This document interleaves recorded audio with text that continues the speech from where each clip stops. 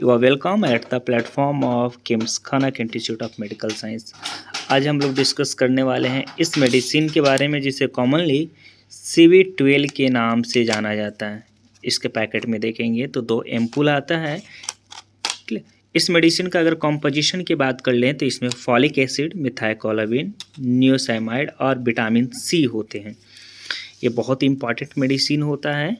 ये मेडिसिन की बात कर रहे हैं जो काफ़ी इंपॉर्टेंट मेडिसिन होता है, जो जनरली यूज होता है बॉडी में न्यूट्रिएंट्स की डिफिशिएंसी होता है। तो बॉडी में न्यूट्रिएंट्स की डिफिशिएंसी होगी तो इस मेडिसिन को हम लोग यूटिलाइज करते हैं। न्यूट्रिएंट्स का डिफिशिएंसी कहने का मतलब है,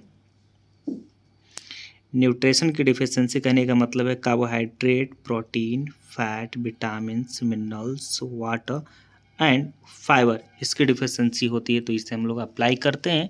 न्यूट्रिएंट्स जो काफ़ी इंपॉर्टेंट एलिमेंट होता है बॉडी को एनर्जी देने के लिए, यानी बॉडी में जनरल वीकनेस होता है तो इसे हम लोग अप्लाई करते हैं। मदद करता है ये बॉडी को ग्रोथ, डेवलपमेंट या बॉडी का जो पार्ट डैमेज या इंजर्ड हो गया उसको रिपेयर में, साथ में एक सेल का भी ग्रोथ, डेवलपमेंट और सेल इंजर्ड या डैमेज होता है उसके रिपेयर में ये मदद करने का काम करता है। जब भी दिया जाता है तो डॉक्टर या नर्स के द्वारा इसे अप्लाई किया जाता है। जनरली ये IV दिया जाता है, इंट्रावेनस। क्लियर, सेल्फ नहीं, यानी खुद ब खुद इस मेडिसिन को अवॉइड करना चाहिए लेने से।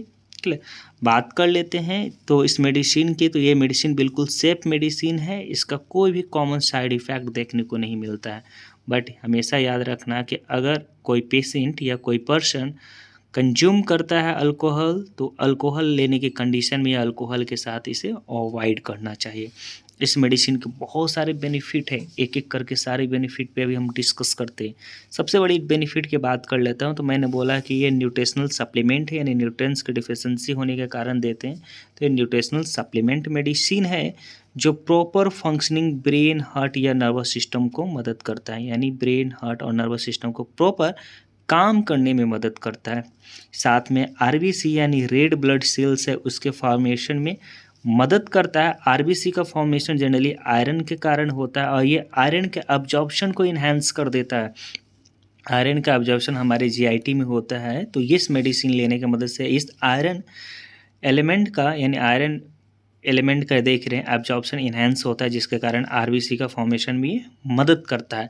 जब RBC का फॉर्मेशन हो रहा है तो एनीमिया एक डिजीज होता है, बॉडी कंडीशन होता है जिसमें ब्लड का डिफिशिएंसी होता है। ब्लड में जनरली RBC का डिफिशिएंसी होता है तो ये एनीमिया के रिस्क को ये रिड्यूस करता है, यानी इम्प्रूव करेगा हीमोग्लोबिन के लेवल को। हीमोग्लोबिन RBC, ठीक है, हीमोग्लोबिन से RBC बनता है। एनर्जी बूस्टर का भी ये काम करता है। फैटिक यानी नॉर्मल चक्कर वगैरह सब आता है उसके सिम्टम्स को भी रिड्यूस करता है। इम्यूनिटी को इंक्रीज करता है। इम्यूनिटी करने का मतलब है कि डिजीज से फाइट करने की कैपेसिटी को इंक्रीज, यानी रोग से लड़ने की क्षमता को ये इंक्रीज करने का काम करता है। बॉडी को प्रोटेक्ट करता है डिजीज से, तो उसे इम्यूनिटी को ये बूस्ट करने का काम करता है। साथ में बॉडी में जो हेयर्स हैं, स्किन है और साथ में जो नेल्स हैं, इसे भी हेल्दी कंडीशन में रखने का एक प्रॉपर काम करता है। क्लियर, डोज जब भी डिसीजन होगा डोज तो डॉक्टर के द्वारा डिसाइड किया जाएगा, पेशेंट के सिम्टम्स या उसके कंडीशन के अकॉर्डिंग दिया जाता है। लेकिन जनरली 1 एम्पुल पर डे इसे अप्लाई किया जाता है। इस मेडिसिन की बात कर रहे हैं, दोनों आपस में मिक्स करके 1 दिन में 1 बार इसे अप्लाई किया जा सकता है। तो बात कर रहे थे इस CB12 इंजेक्शन के बारे में, जो काफ़ी कॉमन इंजेक्शन है, जो जनरली यूज किया जाता है कब, बॉडी को जनरल वीकनेस में। जनरल वीकनेस के कारण ब्रेन, हार्ट या फिर नर्वस सिस्टम प्रॉपर फंक्शनिंग यानी काम नहीं कर रहा है तो भी इसे हम लोग अप्लाई कर सकते हैं। इम्यूनिटी बूस्टर का भी एक काम करता है। Skin, nail